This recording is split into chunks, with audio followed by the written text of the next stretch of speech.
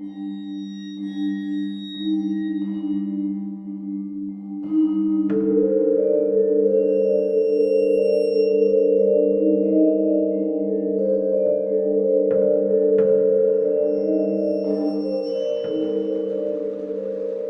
hello, and welcome to Al Dente Rigamortis. I'm Review Cultist. I'm Mikey, the E stands for evil. And I'm the gamer in yellow.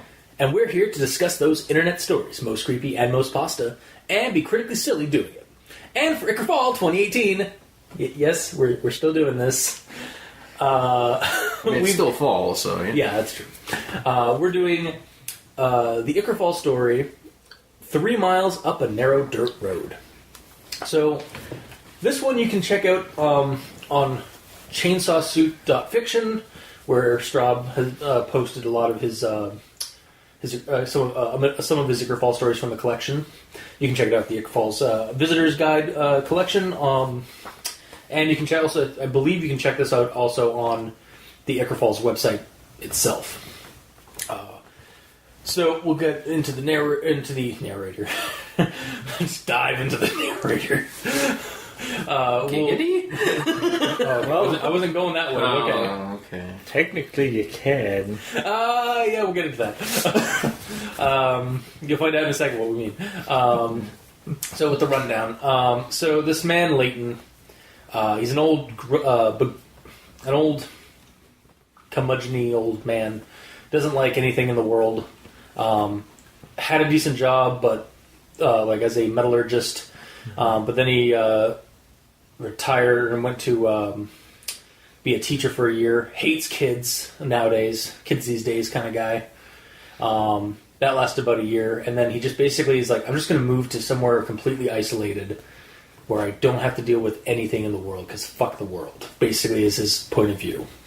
And so we kind of see him like trying to work on a garden that is failing. And he's just like, fuck it. Just let the earth do what it wants. And then he gets stopped by the one human contact he gets basically at all. And it's the delivery guy, who's super chipper and happy and just a generally good human being. Just saying hi to Mr. Leighton and like trying to like do up some small talk. And Leighton doesn't want any of it. Even tells him, "Is like, listen, like you can just like take me off your mailing list or something like that. I don't care." It's like, "Well, you'll have to. I can start the forms and stuff, but you'll have to sign it." It's like, "Oh, fuck. I don't even want to deal with. Like, can you just take a hint?" Blah, blah, blah. Just slams the door. Doesn't even get his like mail. just leaves and just goes inside. And basically just wishes the world would leave him alone. Well, he gets his wish, kind of. The next day, something has changed, and when he notices that like the delivery guy like hasn't shown up, he's like, "Oh man, like did he actually like do what I want him to do?" But then, sure enough, he hears the truck, and he's like, "God damn, I'm gonna give this guy a piece of my mind." Goes outside, starts yelling at the delivery guy, who starts coming up to his driveway. But the guy looks confused, like he's vaguely hears a voice or something, and then just turns around and leaves. And Leighton's just like, that was weird. Tries to go inside, finds the door is slick, or they have to put a lot more effort into opening it. And then when he gets inside, the weirdness really starts kind of kicking in with the floor is unusually slick. Like he slips and falls. He starts losing basically all of his senses start dimming. He loses all sense of feeling. His hearing is muted. His sight is starting to blur. He realizes that he's been on the ground and thrashing, and suddenly all of his clothes are scattered around him. He's just naked on the floor. And then he's completely weak. He feels he's having a stroke. And he tries to go for the phone, but he can't quite crawl. Like he's having a really hard time crawling and getting to the phone. And when he finally makes some progress, he pushes himself up off the floor and then goes up to the ceiling and just starts bobbing on the ceiling and loses his voice, barely can't hear anything, and he can barely see anything, and he just kind of like is transparent, like he's like the world, like he's literally just a ghost now, or this like transparent, like this fading thing. And then we cut to the delivery guy and the local cop, who because apparently the delivery guy knows something was wrong when he first arrived over at Leighton's place, and went and grabbed the cop because he was worried about Leighton. And the cop is like, "Man, you are like you are probably the best thing like this guy has, like because you actually care about this guy who like hates you." Man, some people just like sometimes you wish the world would leave you alone. Sometimes the world just leaves you alone, and that's kind of where the story ends. Is them just never finding Leighton as he just bobs invisibly in the corner of his living room. Mm-hmm. And yeah, so how's that, guys? How's that rundown? Was it adequate? Pretty good. Yep. We didn't have to chime in, so I'd say so. Mm-hmm. Cool. All right. So we'll go into everyone expects the Grammar Inquisition at this point. Leighton had given up on his garden faster than he'd given up on other hobbies, pastimes, occupations, acquaintances, friends. I might have placed an "and" before the last word there, or even an "etc." after it. Like, just kind of, that sentence just kind of ends off with no, like, kind of final word. At least that's how I found it. Yeah. That's all my inquisitions. So, Mikey, these sounds for you. Alright. So, this transition between sentences seemed a little clunky to me. Okay. And to me it would have been better with a semicolon, but I'm already seeing that there's already a semicolon previously, so I think a semicolon would make this a really long run-on sentence. I mean, yeah. Go ahead. You just keep adding a bunch of them. Would that turn each semicolon technically into an autocolon? Into a full colon? Instead of them being semi. It wouldn't be semi, it would be full. No. Yeah. Full colons have their own use. Oh, do they? Yeah. I see. Mm-hmm. Yeah. I was kind of talking more along like semi-automatic, fully automatic. Yeah, situation. but why did you say like auto though? Because like it wouldn't turn into an auto. Like, it would be a fully colon. Because semi-automatic versus automatic, fully automatic. It's because there's multiple words for the same thing. Okay. All right. It could be automatic or fully automatic. It's the same thing. I guess, yeah. Fully automatic is the more proper one, I suppose. His closest neighbors seemed to glean some kind of satisfaction from tending small gardens. They were at least 3 miles down the narrow dirt road in either direction, which he liked. Period. Contrasted with the depth of Leighton's other emotions, like was an ocean. So I did not get that the first time I read it. I had to reread it multiple times. Yeah. Wait, what? I didn't understand that sentence the first time I read it. Okay. Well, it's because it's talking about the previous sentence and how he liked having his neighbors away. Yeah. But then for Leighton, like is like the strongest emotion he has, or affection he has towards something. Yeah. But it could be conveyed better because as a semicolon. Well, it's actually saying like don't these days the only strong emotion he has is that of I got that. Them being away. Yeah. It's just the way it's put together. It's confusing, right? Yeah. The contrasted with the depths of Leighton's other emotions. Like, well, we were just talking about the gardens and how his neighbors are far away, and then suddenly it's talking about Leighton. Okay, in the same paragraph. So it's. To me, it makes sense because he's like it left off with him like the reason why like all his friends, all his gardens and shit, and then his neighbors are like far away, but he likes that, and then it goes on to like is the is the strongest emotion he could give, right? Or is one of his strongest affection emotions. Yes, and if it was portrayed like that, it would make more sense. Well, no, it's just because the sentence, the way it is I guess the Straub is trying to be a little bit more flowery with his pro, Because, it's just a flowery way of saying that. We understand it. Okay. All we're saying is we both kind of felt the same thing, that when we got there we had to reread it Okay. 2 or 3 times to get a feel for what it actually meant. All right. It was a speed bump. Yeah, because, to me anyway, it's that paragraph talking about his closest neighbors having gardens and being 3 miles down the road, and then suddenly it's talking about Leighton's emotions. Okay. But that only emotion that's talking about in that sentence is that he likes the isolation. He is at least attempting to like the garden. So those are his likes. Yeah. Yeah. So it kind of lists his likes and saying that. Then at the end, liking something is the best he can do. Yeah. Yeah. Because, that's just the kind of person, the pessimistic person he is he doesn't love things, he just likes things. Because, comparatively, if you put that down as the start of the next paragraph, it probably wouldn't make sense, right? Yeah. Which is why I was thinking a semicolon, but then you had a semicolon and it makes a really long run-on sentence.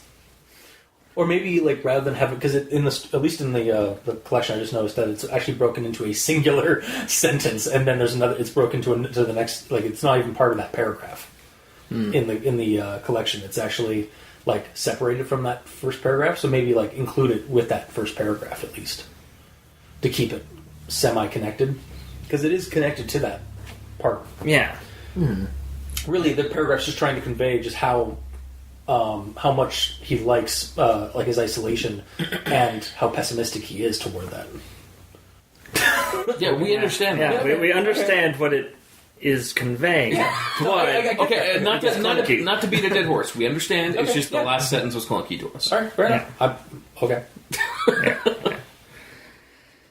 All right. Next, there's a couple of paragraphs that could be, I feel, mixed into one, because it just continues the same thing, and they're long paragraphs. So do you want me to go into them? Go for it. Leighton's existence was both bleak and self-applied. He had had a life once, known people once, a child of a STEM upbringing. Child of a stern upbringing. Yeah. He's brought up on the back of a ship. All right.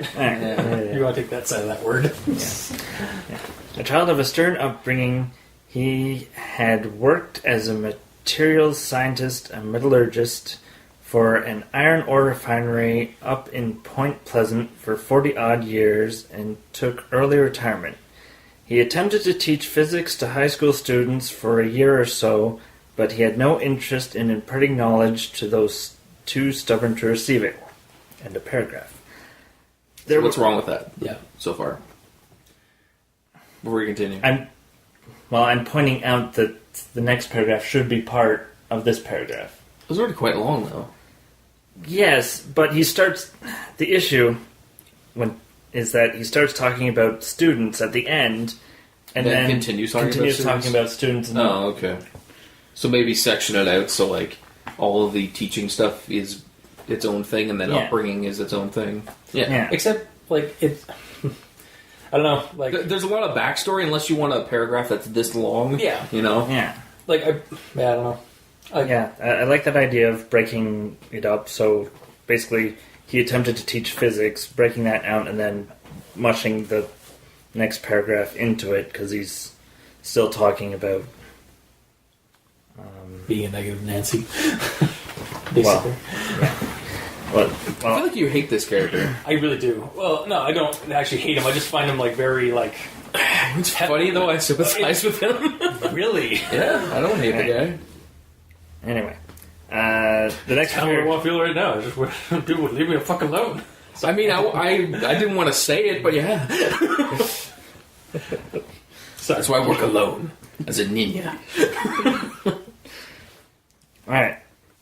So, the rest... The paragraph afterwards that I feel needs to be connected as opposed to being its own paragraph. There was something pathetic, infuriating about youth today and their parents. The people of Point Pleasant, or anywhere really, people got on Layton's nerves. Sometimes he couldn't understand how anyone could stand to be part of the world. And yeah, so basically he goes from talking about how he was a teacher and he had no interest in imparting knowledge, and then talking about how pathetic the youth today is. So now that first sentence of that paragraph I have an issue with as well. Because the second paragraph? Yeah. Because there was something pathetic infuriating. I feel it should be pathetically infuriating. Yeah. I saw that as pathetic, and infuriating. Yeah. Or just put pathetic and infuriating. Yeah. That helps clarify. The problem is that it to me it seemed clunky. Yeah, because it's pathetic, infuriating, it almost seems like there would be a third after that. Like it's this, and this. Mm-hmm. Yeah. So that was my grammar Nazis there. Or Inquisitions. Alright. I do have to say that this is rather acute, or rather well themed, or kind of mellow, just attitudes right now, or for this story. Alright, and then I have a front butt. As usually, we do end up getting one. It happens. Yeah. So, I will read, I guess, the sentence before. Sure. He kept thinking one of these days he'd have to move it further away from the house, as it is I'm just going to start with the beginning, because that's talking about the... he's talking about those mailboxes. Yeah. So I'll just, for clarity. The man parked his truck further south where the dirt wasn't so soft, and he walked the 300 yards up to Layton's mailbox. He kept thinking one of these days he'd have to move it further away from the house, as it is around this time of day he tried to be inside so as to avoid small talk. But here Layton was, standing outside, staring at his garden. He set his jaw. Yeah, here would have been fine. Yeah. Or again, however... Yeah, even that. But here, however... So far, every single front butt I've seen is immediately fixable by swapping it to however. But yeah, because that's the more, advanced word for it, basically. Yeah. But is kind of... Well, when you have at least when you have the but... But is more for, after a comma, not a period. Yes. However is for after a period. Indeed. Really, just that's what it boils down to for whenever we do front butt stuff. Mm-hmm. And front and stuff, I guess. And my next thing is too many ors. And you only need a couple. If you have too many, then it's unnecessary. And if you have an uneven amount, it might offset the tilt of the boat. Unless it's a long boat, and then there's there's a sufficient amount, because there's a sufficient amount of people to carry going forward. Indeed, but if there are too many in a longboat as well, then they would be overflowing with oars. Well, yes, and then they'd overfill and then sink. Yes. Or just topple out. Be hazards for motorboats. That would be the safest thing if the oars just toppled out, you're right. Yeah. Anyways. He couldn't feel the roughness of the paper page, or the book's smooth cover, or the wood of the bookshelf, or his own clothing. Okay. 3. Yeah. Yeah. Although, that being said... you could easily remove that with a comma or a semicolon. Yeah. Each one, and just do... Would semicolon be okay there? Should work, It's the same thing, though. Just as a way of breaking it up. Because but you're listing that he can't feel any of these things. Yeah. So, don't you use semicolon to connect a different thought to another thought? Yeah, that's true. Sort of Probably just just common list. Yeah. It's just a list, right? So, if we read it here, get rid of all but the last or. He couldn't feel the roughness of the paper page, the book smooth cover, the wood of the bookshelf, or his own clothing. Bam. Mm-hmm. Yep. And the other issue is that all those ors are the beginnings of sentences. Mm-hmm. Oh, really? Yep. Oh. Okay, yeah, yeah. Yeah. Alright, fair enough. Alright. And then we have an extra and. Like a double and, or like just one more than there should be in a sentence? Well, it starts a sentence. Oh, okay, gotcha. Oh, it's the front end. Yeah, it's a front end. The world was turning gray and quiet and slick. And the last and slick is its own sentence. So it could easily be, the world was turning gray, quiet, and slick. Yeah. Yeah. Okay. Mm-hmm. I gloss over these. I'm not gonna lie. I do sometimes but I did enjoy the story. I will say I did enjoy the story. Spoilers! Oh no! Now they can just stop listening. No. But, like I may not like the I may like the character getting his comeuppance for hating the world, but yeah, I did enjoy the story. But yeah, I completely just because I enjoyed it, I probably went past a lot of these. Fair. To be honest, I've missed most of these as well. Any front butts I assume you get, though, so I don't bother writing them down, even if I do notice them. Well, there's another front butt. Oh, really? Yes. We got double front butt. Mm-hmm. DFB tag. So I just like double front butts, like but, but, comma, but. Yeah. He was very aware of the sharp pressure of the slat in the crook of his elbow as he hung there, twisting idly, craning his head this way and that, as if a solution would present itself if he looked hard enough. But as he braced himself there, even the pressure of his elbow began to fade.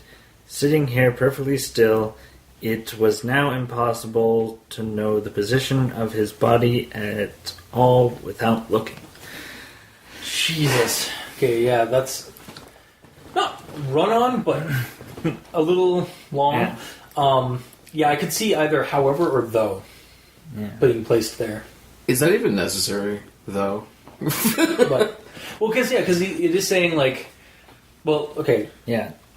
Like he's hanging on his arm, and he's aware of that, and his head's just kind of looking around like a solution will present itself, and then the butt is about what? like okay, do the sentence with the but without the but. As he braced himself there, even the pressure at his elbow began to fade. Sitting here, perfectly still, it was now impossible to know the position of his body at all without looking. Yeah, I still feel like maybe like a though or something like that because of that even with his elbow like there or something like that. That's the previous sentence. I don't think it's necessary for me. Okay. Either way, front butt. Bad. Yes. Yeah. So that's that for my front position. Okay, I can't remember. What situation is front butt fine? Front butt is fine for... Is technically allowable for... Do you have an combining... example sentence? I can pull up the website I used. The English website I looked up. We can do that later. Yeah. When I tried Googling it, I got things like, well, Shakespeare used this and the Bible used it. It's like, Bible translation, Shakespeare's a play, so it's dialogue. It's like... Yeah. Yeah, dialogue is allowable. Yeah. Because it's basically an Yeah. Or just like kind of... It's a transition... The thing is, it's supposed to be a connective transitionary word for two ideas. Mm-hmm. However, a lot of people end up using it because it's short form for like however or like a higher word. They try to instill it in children to not use it because in English classes and stuff like that because there are other words that are better for that spot. But it is grammatically correct though. Yeah, it's also it is technically correct to use it, but it's also but a lot of people like you don't need to have it there because it's essentially a literary I suppose. Alright. Oh, my turn. Onwards. Okay, so I have 2 grammar-related discrepancies. All the ones that I've jumped in on with things that you guys have said, I did not actually write down, but they did annoy me at the time. Either way. He could do this, he thought. Indeed, he watched his left arm slid slowly over his hand now, pointing somewhere in the direction of the funnel. Yeah, that was pretty obvious. Yeah. It should be slide. Slide.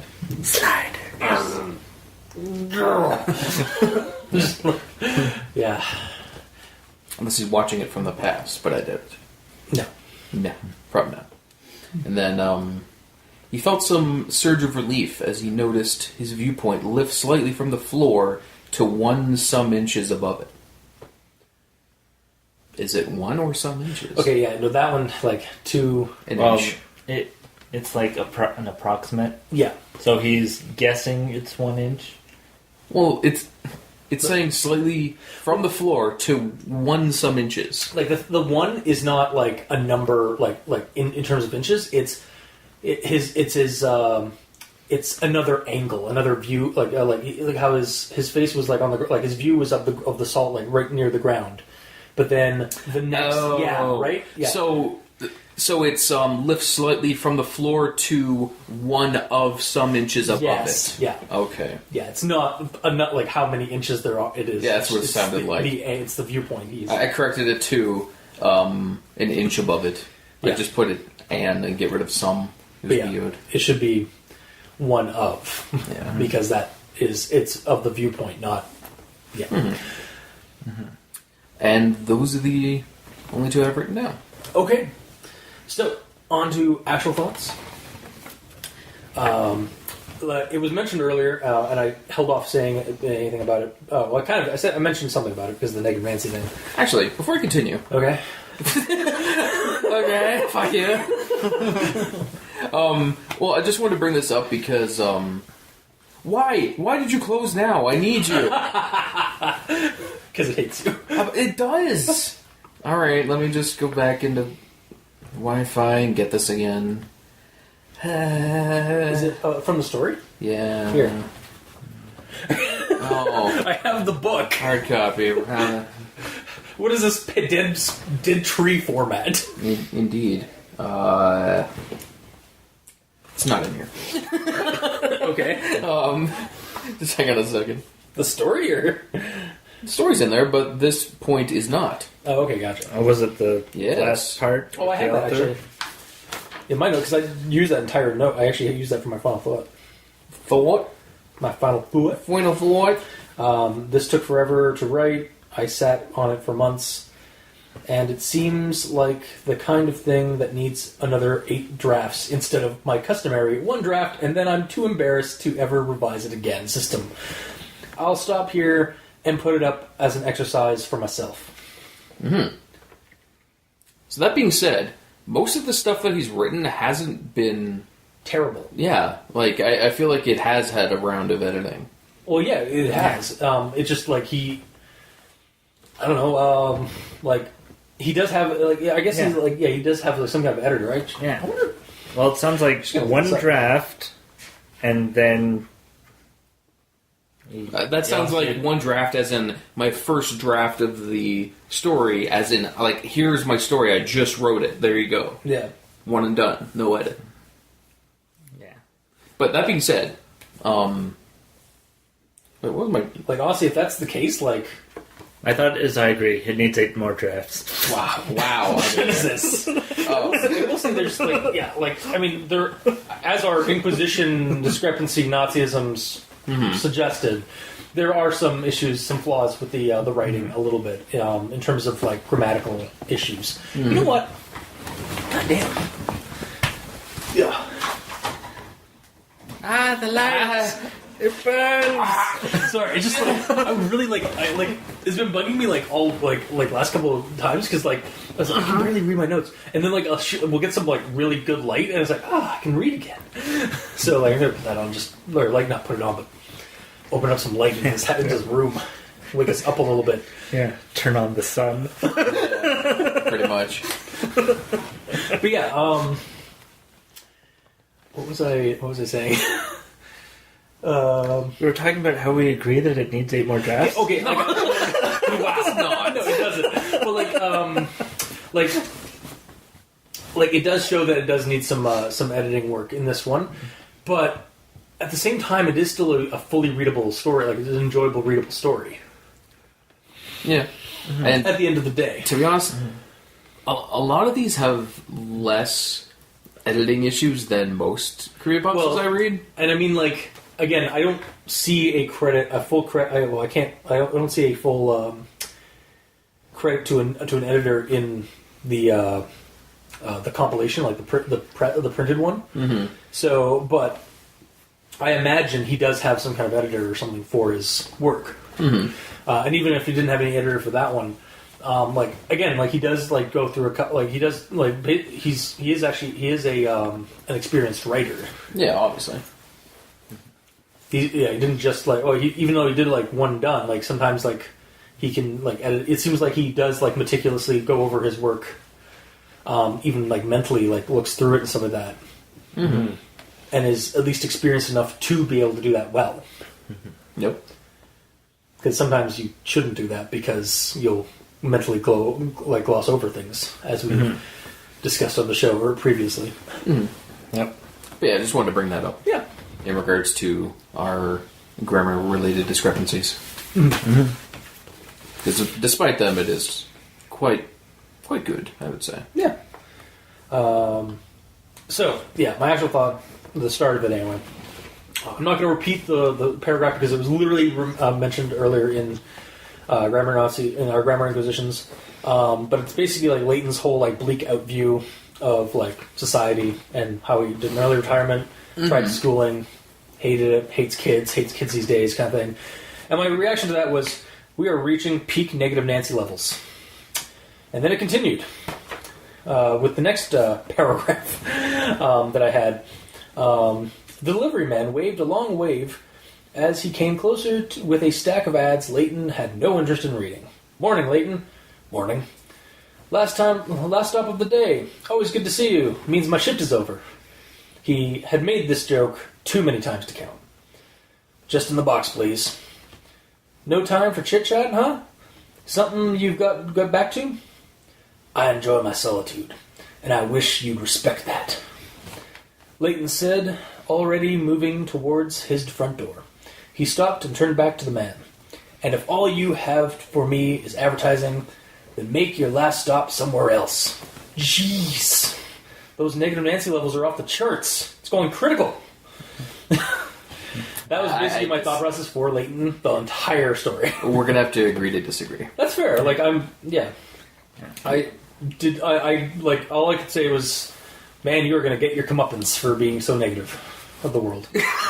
There are so many other worse characters than this guy. And you're treating him like he's a total scumbag and he deserves whatever he gets. I don't like pessimistic characters. Like, again, from the sounds of it, this guy has made that same joke for years. It's like, oh yeah, I know, I've heard it before. It literally says that. So the guy's trying to make levity, like give some levity to this old guy. No. It's like, fine, if you want to be left alone, fucking go out and die.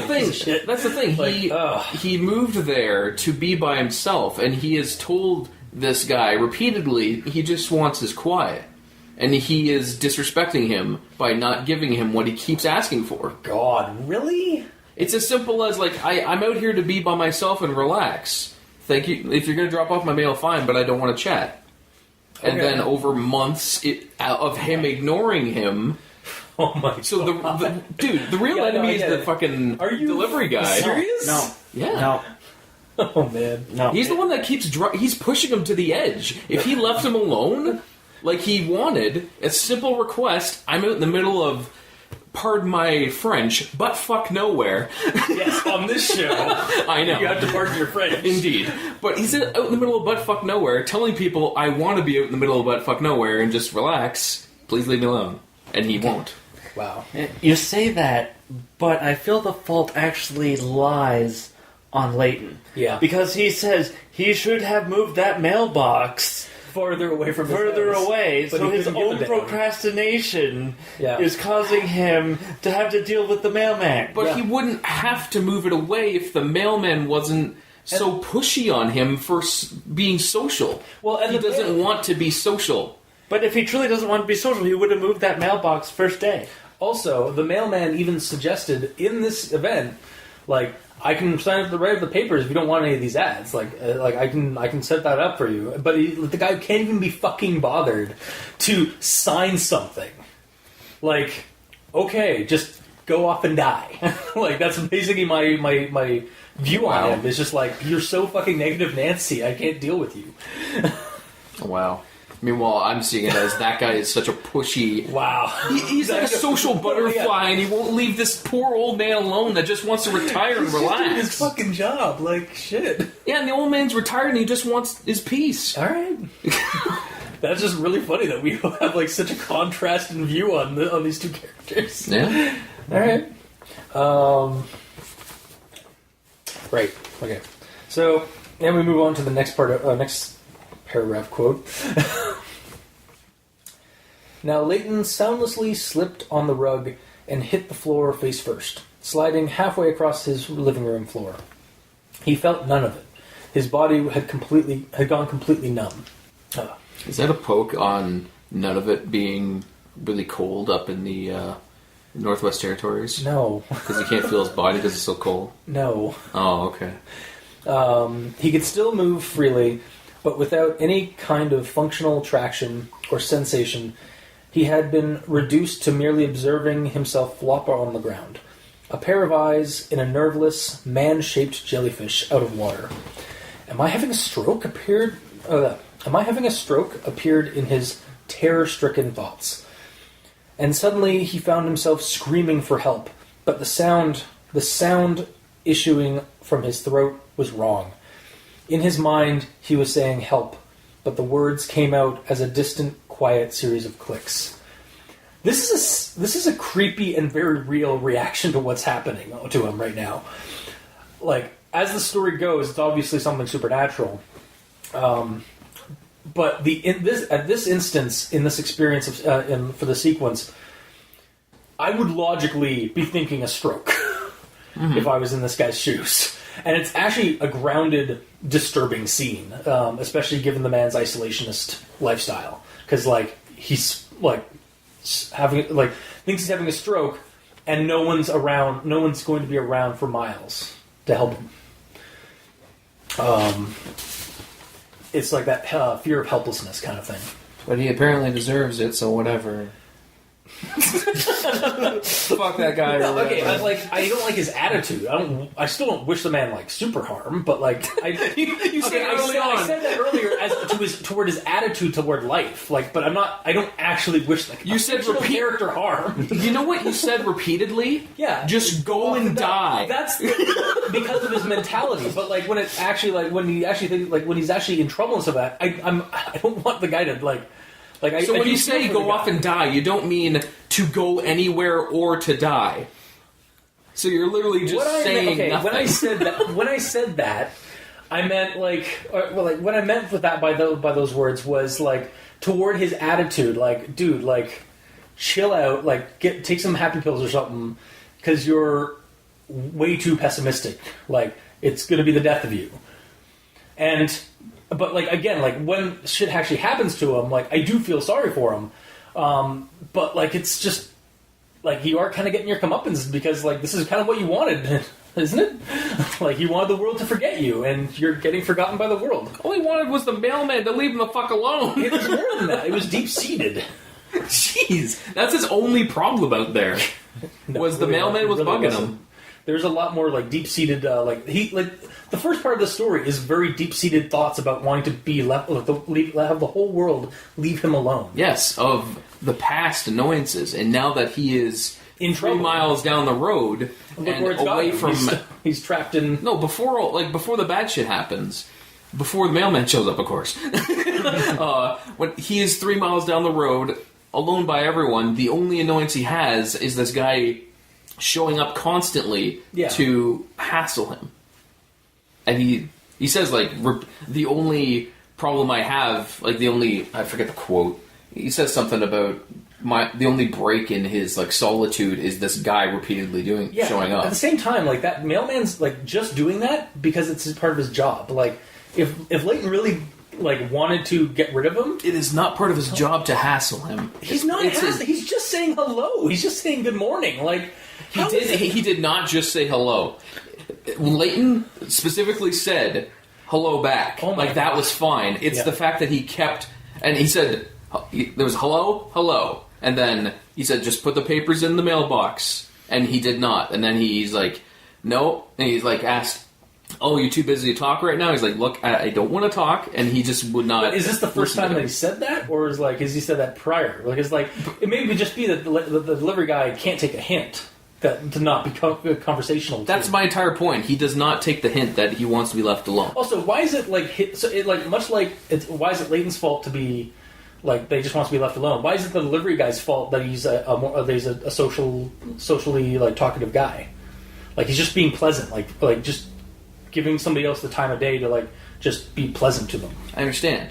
And I'm tired of saying the same thing here. Yeah, okay, fine. Okay, so there's no point. All right. He said to leave him alone, he's not leaving him alone. All right. Just like you're not leaving me alone on this. Right. I feel you're missing the point. Am I? Point Pleasant.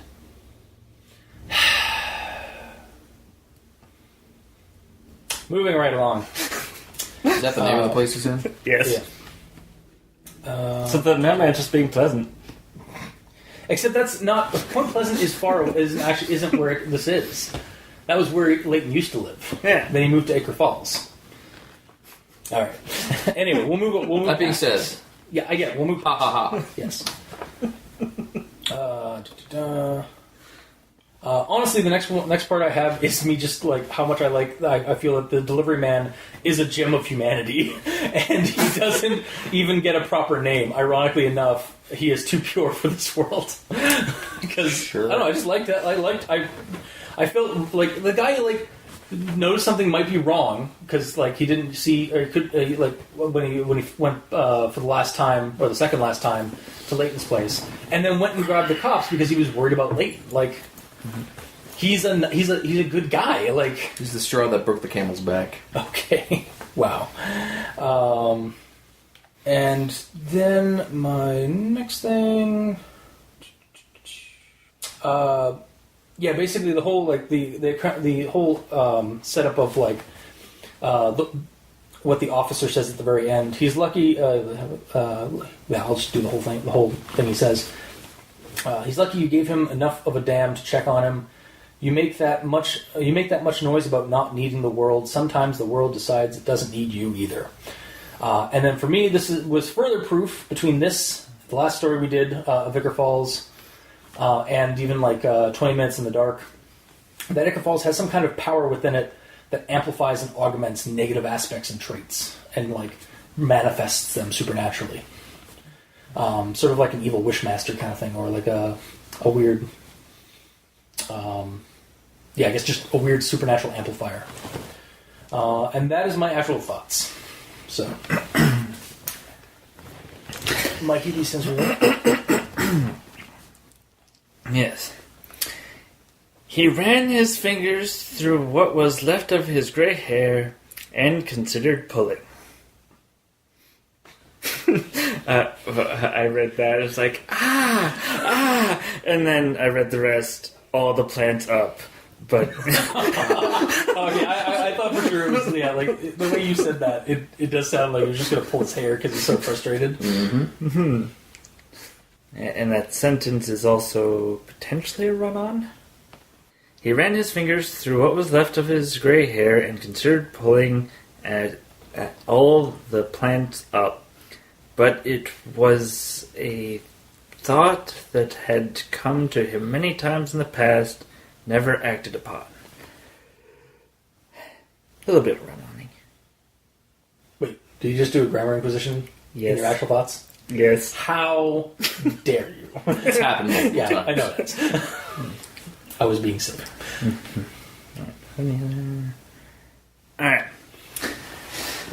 The next one. He attempted to teach physics to high school students for a year or so, but he had no interest in imparting knowledge to those too stubborn to receive it. In Canada, this wouldn't fly. No. Because in order to teach elementary school and high school, you have to go to teacher's college. Yeah. So that I didn't like. But if easily fixed to be Canadian, if he taught college. Except this is specifically Americana. Yeah. Because it's set in Ichor Falls. Yes. Okay. But I'm just saying, because... If we moved all of Ichor Falls into Canada somewhere... We also don't know the year this happens. Yeah, that's true. But I'm just saying that it's easier to teach college than... Or at least get a job teaching in college, because they take people that are experts in their field. Yeah. As opposed to people that know how to teach. Yeah. Cool. Alright. There's that. Alright. So... the next one is this sentence. The mist gave him a good, cold feeling. And I'm thinking to myself, mist? Where did this mist come from all of a sudden? It just appears. And there's no mention of fog. The only thing right beforehand is they mention Ichor Falls. And I'm thinking to myself, the falls are at least 3 miles away. It's just how powerful the mist is. It goes all the way out into the depths of the countryside. Yeah, I was like, huh? What? Because there's no... To be fair, also, again, we also don't know the season. Well, we roughly know the season because it should be around time when somebody's gardening. But because cold days and warm warm ground usually creates fog and stuff like that. But yeah, no, it's because of the Ichor Falls mists and stuff like that. Yeah. But yeah, it's even though again Ichor Falls is this weird supernatural hotspot. Mm-hmm. All right, and then okay, so when he goes out. The day that he starts changing and yells at the mailman. I envision he's wearing clothes at that point. Yeah, he was. So the mailman should be freaked out a bit more because he's seeing someone faded. Well, unless for some reason maybe he can still see himself, but no one. But because of the fog, also because of the fog and mist or whatever, and the fact that he's just being basically erased from existence. No one else, externally, no one can see him. Can really make him out. Or he's just in the fog wearing tan khakis and a soft pink shirt. So when you blur it, it just looks all pink. Yeah. You're welcome. Because the guy was shouting, and the guy was looking like he could barely hear some kind of voice, but that was about it. So he's very faint at this point, to the outside world, but he hasn't quite gotten to that point himself internally. But the thing is, the fading doesn't affect his clothes because later his clothes are on the floor. Yeah, because they just slept right out because he was thrashing and such. So until that point, his clothes are still on him, and his clothes aren't fading. So they're bright colors. How do you know they're bright colors? Again, they could just be dull, dim colors, like Gamer was saying. But it doesn't still, say. It doesn't say it either way. He goes out, and they're basically, if I'm faded, it's like a ghost wearing clothes, coming out to yell at you to get off his lawn. Yeah, but he can't hear that, and he's not quite seeing that. So, ergo, for some reason, it's the guy supernaturally cannot see our character here, Leighton. Also, where is this about the delivery guy seeing him naked? No, he didn't see it. He just he went to go do the mail thing, and then Leighton went to go yell at him, and the delivery guy looked confused, almost like he was trying to hear somebody very distant away, and even says Leighton, but then goes starts running back to his truck, and that's about it. Like he never actually sees Leighton, which is what Miles is trying to what Mikey, the Sense for Evil, is trying to make a point of. Well, simply put, the fog comes in from Leighton's side of the... Yeah. It could just be the fog is something completely obscured. Yeah, and it hasn't rolled in to where the delivery guy is yet. Because the delivery guy is surrounded by an aura of evil that pushes the fog away, you see. That makes sense, at least. Yeah.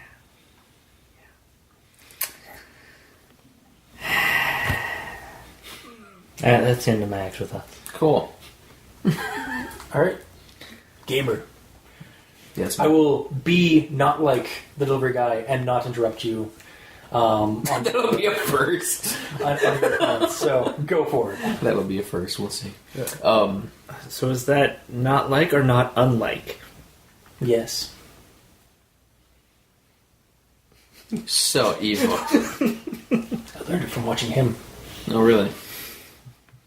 I see. Go on. Go on, do it! I fucking dare you! Alright. So, the first note I took down is, like, actually when most of the stuff has already happened, but just me taking notes of essentially losing the fear that it's supposed to be imparting on me at least 2 times once he gets inside, because I understand that if you're in the head of this character and these things are happening, that would be frightening, but from a third-person perspective, imagining this happen, it's almost comedic and silly. Like, him just looking in the mirror and then all of a sudden he's naked with his clothes around him for some reason. It's almost like a cartoony kind of situation, like, oh! And he has to, like, go find a barrel. And then him slipping on the floor, landing on his face, and sliding along the ground to the point he hits a wall. It's like... you know, it is silly, and it brought me out of that. You not gonna say anything? No, I agree. From an external point of view, yeah, it is. Yeah, it is funny. Is silly. Yeah. Cool. And then, this next quote's a little long. I can summarize it. Essentially, at the part where he is... I kind of have to read it to explain it. Alright. The expansive carpet... This is when he's on the ground. Mm-hmm. The expansive carpet no longer dominated the right half of his sight. Here he was 2, 3, now 5 inches off the floor. Leighton could not tell if he was smiling, nor could he tell if the smile had fallen when he realized the left side of his sight was now filled with off-white, ragged plane of stucco ceiling. His numb body bobbed gently on the ceiling like a half-filled gray balloon. He still had control of his eyes, blah, blah, blah, looking down, buoyant, weightless, all that. A couple of my notes here on this is, well, then that sure escalated quickly. I feel like we're missing a transition between those 2 paragraphs, where, like, the first part is like him on the ground, like, just because he's on the ground, and he, like, pushes himself up an inch, and then it's saying, like, 2, 3, 4 inches, like, something that you could easily do with a push-up, and then all of a sudden he's on the ceiling. It doesn't translate well to, like... I only noticed he was on the ceiling when it specifically said he's on the ceiling. Yeah. I didn't know that he was floating up to it. It's just like, it's like, here's the floor, here's the ceiling. I saw him push up a little bit, and all of a sudden, yeah. He just appeared there. Well, it's ghost physics. It's like a no-gravity situation in space. So a little bit of a push, you suddenly end up on the other side of the room. No, but not instantaneously. Like, I understand if he slowly pushes himself up and then he's like, ah, shit. And he's just slowly ascending to the ceiling. But he doesn't. He just seems to appear there. At least the way it's described. And I didn't get it. Mm-hmm. Also, why is it called him a gray balloon? Because he's bobbing on the ceiling. But why gray? I think it's because he's fading into a gray. Like, basically, like, becoming, like, just basically a grayed out version of himself. But... Also, it doesn't say that his, like, skin is changing color or anything, though. I'm confused. Basically, you'd take on the color and you'd be happy. It's just like a balloon. Yeah. Yeah. Or specifically explain that this is in, like, the D&D universe and he's a drow or something. You know, that would make sense. I don't understand why he's gray. I think it was probably more because of just like another flowery pro. Like he was like a flowery descriptor for like the whole like fading out, like the like just like banal kind of, or like gray. Yeah, I don't know, dulling out maybe, or fading out. But otherwise, I don't really know. But he's a naked man. Yeah. And because I don't know his ethnicity, he is either... Well, does it say pink at some point when he's naked? I think a pink blur? Yeah. Well, regardless, he's either a pink or some other human shade of color, none of which being gray. So I don't understand why it's gray. And then, about the end, when So, my question is, how did they not find his body? Like, did the police officer not check the house once the delivery villain shows him that? It's like, he goes and gets him and brings him to the house, but he's like, oh, well, I don't know where he is, I guess we'll go look for him. Like, he doesn't look in the house at all. Yeah, you'd think they would find the clothes and just like, oh shit, he just raptured. No, but it doesn't say that he isn't there. Yeah. It just seems like he gets the cops, they show up at the house, and they knock, he's like, oh, well, he's not there. I guess he's elsewhere. We'll put out a search or whatever, but he's probably gone. Like, they don't even investigate the house. What kind of police work is this? Ichor Falls. It's Creepypasta police work. It's Creepypasta, Ichor Falls, horror. It's horror cliche police work is what it is. Oh, man. I remember, it's weird, because I do remember first reading this, them being inside the house, like, I must have fabricated this. But I do, I do remember. Well, I'm owning up to it. I'm just saying, yes. I'm not giving you shit for it yet. I'm not. I do recall, again, like just fabricating this. I remember them being in the house, and then like him screaming silently above them because they can't see him because he's now like fully like incorporeal, essentially. Yeah, but I wish it would say that. Yeah, no, I agree. Like because as it is, it's, that I will say this is probably the weaker part of the story. Even though I do like the ending term or the ending line, but like where he's just kind of basically like been forgotten, and like why aren't the cops gone inside? And, like it's very cliche. It's like knock knock. Nobody's there. Well, he must have wandered off somewhere. We'll have to go set up a bulletin for him. It's like, or you could check the house. Yeah. Find that his clothes are missing. Oh, great! Now he's naked somewhere. Like, or if he's just dead on the ground, just show him there. Well, exactly that, because that's the other thing they could also all be, is that he's actually died and his spirit is trapped. Like, just that's what I figured. Because that. Yeah, sorry. No, go ahead. No. I wasn't even really going to say anything. Go ahead. Okay, I was literally going to probably say the same thing you were about to say. It was like, that was actually something that came through my head while reading the story. Is like, because I couldn't remember. It's like, is this story end with him basically just like dead on the ground and like this is his spirit? But no, it seems like he bodily vanishes or fades away because reality just like, nope, you're out. Seems though. Yeah, it seems like, no, the ending is all assumed. Well, that's the thing. Like the entire last part of the story before we cut to the to delivery guy and the police is technically, even though it's not like first person, it is technically from the point of view of Leighton. Yes, like but also his vision is shit from all this happening. So for all we know, he could be leaving his body, but he can't see it happening. But so like he can only see like an inch in front of his face to see that his hand is getting translucent. Yeah, and maybe who knows? But that's because he's a ghost. Yeah. And who knows? Maybe like when the author, when he wrote this, like he kind of wanted to like leave that the character that we don't find out if he's dead on the ground or not, or if he's just like in the corner somewhere, because he wanted to leave it for the reader to be to do that. Yeah. But yeah, it would be. Like, I don't like open-ended. Actually, I actually agree with you on this one. I feel if he had actually if it just been his clothes on, if we'd actually seen the cops go in and find that his clothes are on the ground, and had that scene where he was in the corner, I think it would have made the whole like concept of this story, which is like the reality, just kind of shoot him out of existence. Mm-hmm. I think that would have been a lot stronger because for that. Yeah, like there's three ways could have gone, at least off the top of my head. One, they go in, his dead body's there, they see nothing on the ceiling. Yeah. Two, they go in there, his body's not there. Yeah. And they don't see anything. Yeah. 3 that go in there, his body's not there, but they see him translucent on the ceiling. It's like, okay, I'm gonna just call in the supernatural task force to deal with this real quick.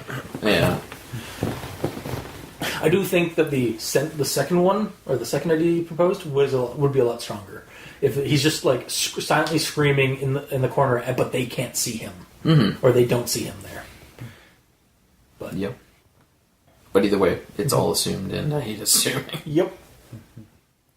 And then my last note that I jotted down is, in regards to what you said, Cultus, about Ichor Falls essentially amplifying negative aspects. Yeah.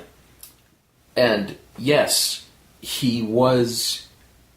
Like, if that is the case, and it amplified his negative aspect of just wanting to be alone so bad, that's true. But, like, prior to the delivery villain harassing him, none of this happened. So, like, when he finally snaps because of this guy pushing him so far to socialize and he just wants to be left alone, when his emotions are that high, that's when Ichor Falls essentially attacked him. Yeah. Because of delivery villain. Or just because that was the final straw. Like, he just finally outleashed, like, a bunch of inner, like, just... Yeah. Yeah. But if the delivery villain just had common sense and respected the old man's wishes, he would have been fine. Sure. Cool. Alright. So, final thoughts? Gamers off the podcast? Yes! No. You are trapped on this podcast forever! No. I will perform Sudoku. Alright. Here's the book. Thank you. But yeah, my final thoughts. So, given what... Because I'm not going to repeat again the paragraph at the very end that Kris Straub does. But about the drafts and stuff. Honestly, this is a pretty decent read, even with all the acquisitions and Nazisms and discrepancies we had on the show. Just the describing a man losing himself in his own desire to be left alone, regardless of a delivery villain or being pushed to the limit because of his own desire. The last line really ties it up great for me. Like sometimes if you just want to be left alone, or like want the world to forget you, the world just forgets you, kind of thing. For me, this is a really cool, high concept cosmic horror idea, much like the last one we did, which was the Room at Cedar Springs. Yeah. Where again, it shows another like example to me anyway of like the town kind of eliciting some supernatural power that amplifies somebody's like either desire or like negative desire or just an aspect like of isolation. Actually, yeah, it really is just like another aspect of isolation, much like Cedar Spring was isolation, like gated community kind of thing, and then making it look alien. And in this case, like the guy just wanted to be left alone, and so Ichor Falls like, all right, you'll be alone forever in eternity. At least that's how I saw it. And yeah, I like the story for that. So I would recommend this story because it is a decent idea and an enjoyable read. Mike, these stands for evil. Alright. So there's actually an unseen monster. Okay. That goes after people that don't have green thumbs. Oh, I see. So he would be tainting this community's Horticultural Society? Yeah, there you go. Yeah, that's a word that I would not have been able to find. Yes, you're welcome. Yeah. Go on, Mikey. The E stands for elaboration. So, it's established that his little garden is pathetic. Yes. And little does the protagonist know that the garden is actually there to protect him from the monster, but because he does such a horrible job, it doesn't protect him. So the monster actually spits mist at him. Because that's where that mystical mist came from. Mm-hmm. And he was like, oh, that's some nice, cool mist. It was actually him, the monster, infecting the guy. It was clouding his mind. Mm-hmm. And where it's a mist that like envelops him and takes him to another dimension where he's all fucked up. Yeah. Something like that. It's a mystical, mystifying mist. Yeah. Of mystery. So basically, the mist basically changes the physical composition of the guy so that the creature can eat him. So it phases him into its reality. Yeah. So that's why he starts like phasing out of the current of his original reality and starts slipping away is because he's being transitioned to another phase. And it works just like the time travel stuff in Terminator, because like your clothes can't go with you. Yeah, exactly. Only this time, the guy's not going to be asking the monster for some clothes. Not for his clothes. No. He's just going to give me your clothes. Ah! Yeah. Surprisingly plausible. Yeah. It's an interesting theory. Yeah, so I don't know if he would be a member of the Supernatural Task Force or something that the Supernatural Task Force needs to deal with. I feel like at the end of the story, when the police are like, all right, like the police might know or might be like secretly getting readings, and they're aware of this creature already, and it's like, oh, we finally got like a nice a strong source of like this creature. We got to call in the SNTF, the Supernatural Task Force, to come in and deal with this. Don't worry, man. We'll he's not here. He's probably wandered off. We'll set up a bulletin, and then like sends off delivery guy, and then calls the SNTF in. Yeah, and they had a clone made of Leighton. So when we found him, and then it's fine. Yeah, he's actually like a robot or a lizard man or a crab person or something. Sure, or just a clone. Yeah, like a Flash clone, so he dies after dies of natural causes a couple of weeks later. Yeah, he's old anyway, so exactly. That's like the Spartan program from Halo. That actually, like the Spartans were abducted, like as children, and then they were replaced with Flash clones that were made were grown in test tubes or whatever of the kids and replaced, and then because they were Flash clones, they die basically a couple months later. So just I'm not even joking. As soon as they take hundreds of kids, and then all of a sudden just hundreds of kids dying in a couple of months. That's in lore of Halo. That's dark. Yeah, there's actually in one of the animated anthologies, there is a character who is one of the clones, but because she was part of a very rich family, the family kept the clone alive through their money and stuff like that, their wealth. They basically found all the different medical procedures to keep her alive, but she was wheelchair stricken. So the Spartan who was abducted meets her on an op, and it's a really weird exchange because basically this person had a hard but otherwise normal existence, whereas the Spartan was trained to be a machine. That's fucked up and weird. Yeah.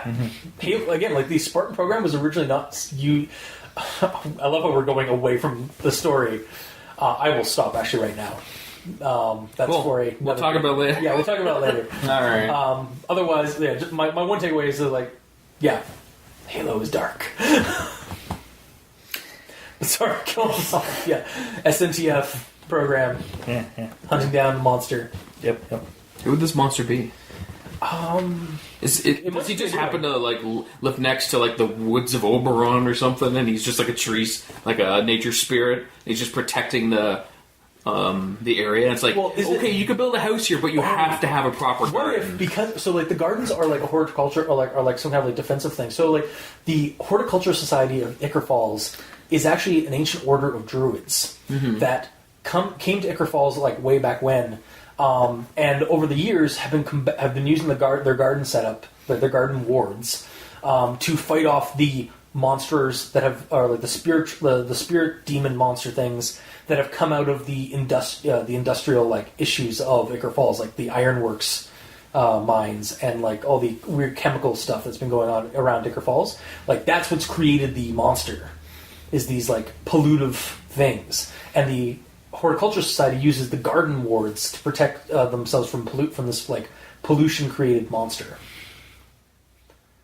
So you kind of going Captain Planet a little bit on this? A little Captain Planet, a little bit of Hedra from Godzilla. Hedorah was the smog monster in Godzilla that was created from too much pollution. Okay. And also later retconned as an alien from the Andromeda Galaxy. Interesting. But was ultimately a pollution monster that Godzilla had to fight. Yeah. That's really what this is. It's actually just a kaiju, like in the mist. And it creates the mist. Mm-hmm. Sure. Fuck it. Mm-hmm. Why not? Anyway, I recommend this. Really? Yes. Okay.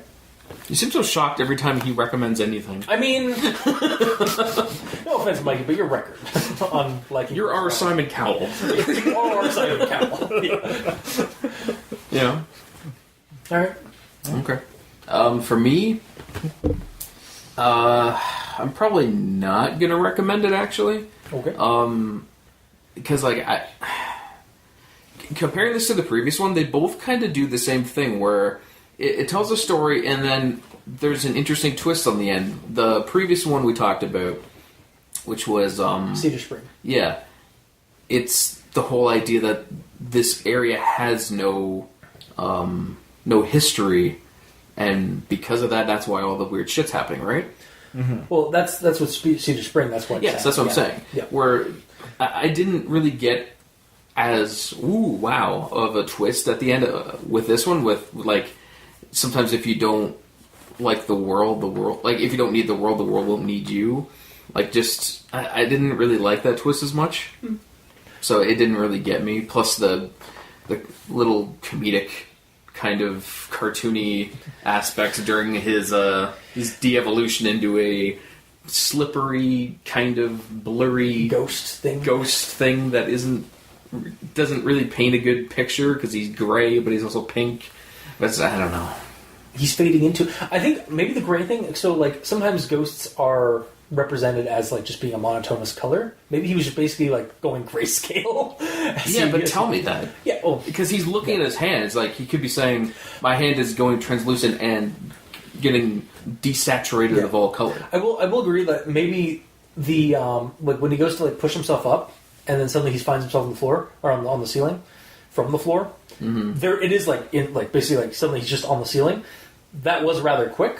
Now it does say that he was losing his perception of time as well. So maybe like it just like it happened instantaneously to him, but it really was just like him floating up. But there's no mention of him like closing his eyes for a moment and then appearing on the ceiling like he blacked out or nothing. It's just immediate transition. Yeah, you know.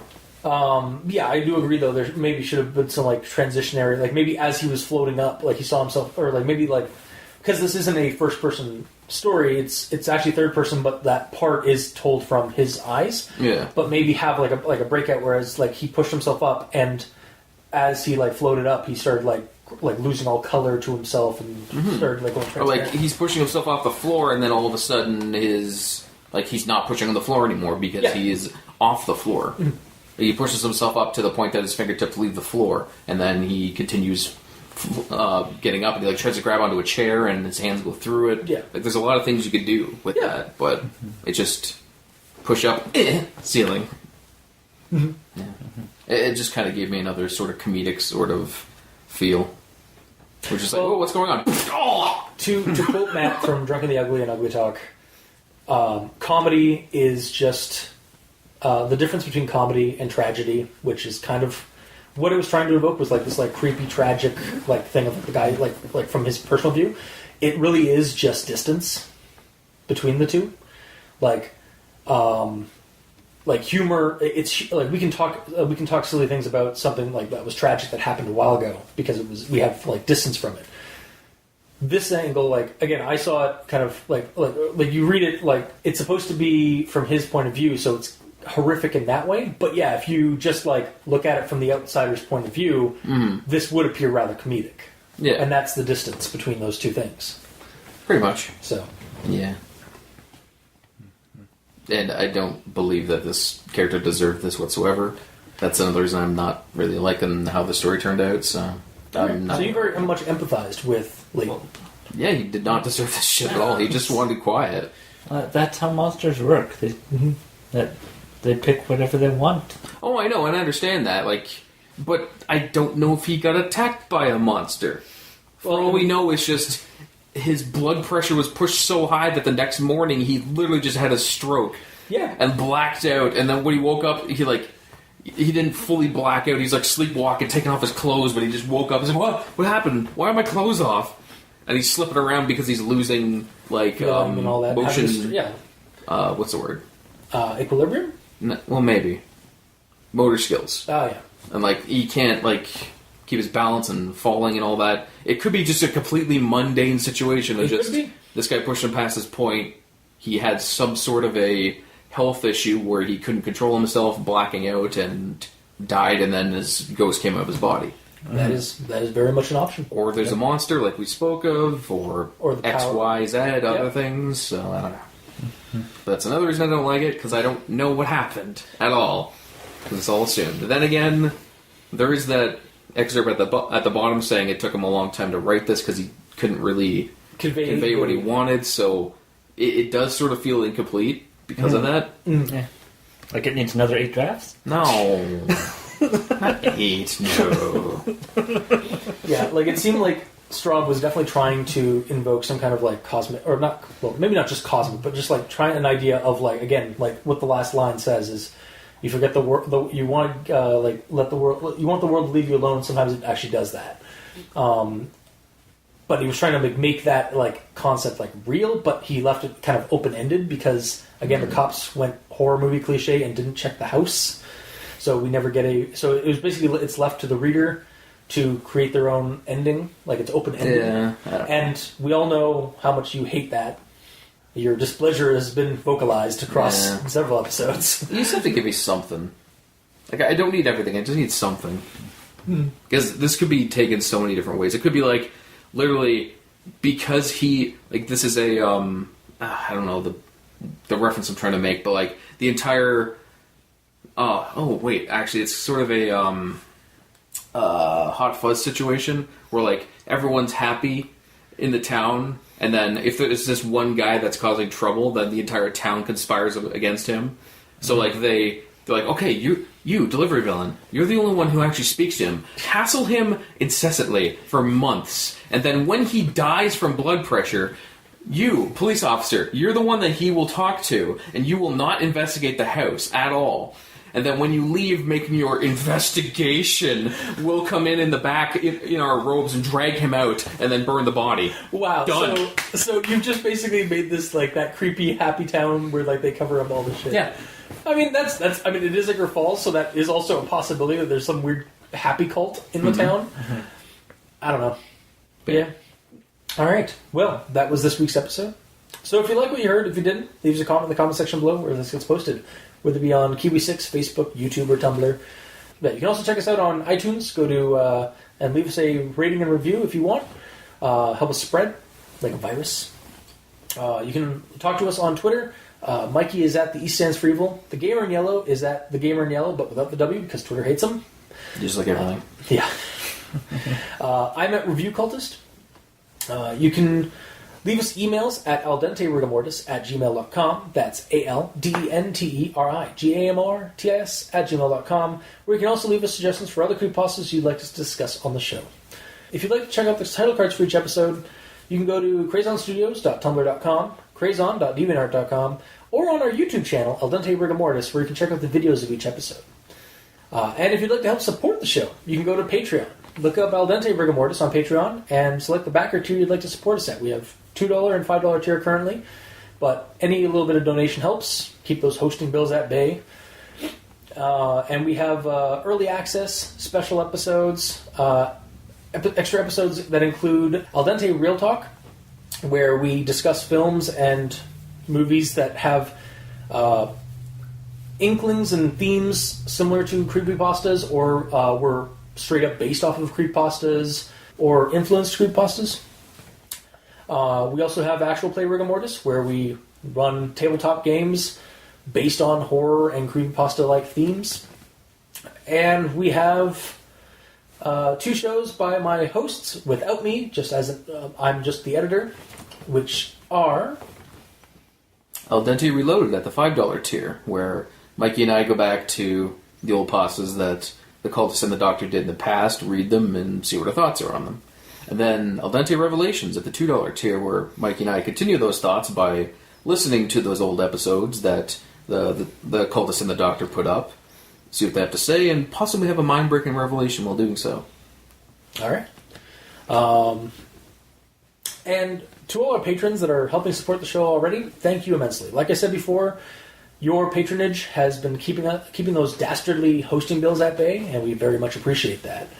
If you'd like to leave comments and any comments or anything like that on the Patreon, by all means do so. And again, thank you for being patron. And to all our listeners and the authors of the Creepypastas that we review on the show, thank you immensely. To our listeners, thank you for continuing to listen to our discussions. It really does mean a lot, and especially when we get emails, helps us keep the show going. And to the authors of the Creepypastas, thank you for the years of entertainment with your stories. Even before we started the show, I was reading Creepypastas. That's why I wanted to start the show. So thank you immensely. So, until next time, I have been your host, Review Cultist. I'm Mikey, the E stands for evil. And I'm the gamer in yellow. And this has been Al Dente Rigor Mortis for Ichor Fall 2018. Sleep well.